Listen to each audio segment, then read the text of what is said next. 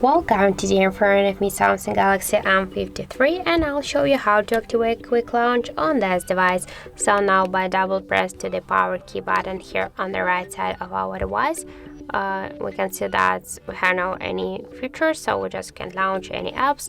Just to change it, we should go into the settings application and then scroll down to the advanced features. After that, click here to the side key, and now just activate switcher near the double press. And now, for example, we can quick launch the camera or app or open any app. For example, we'll go with the camera, and now when I'm double press on the power key, we can see that the camera application is successfully activated. So that's it. Thank you for watching, and if you find this video helpful, don't forget to leave a like, comment and to subscribe our channel.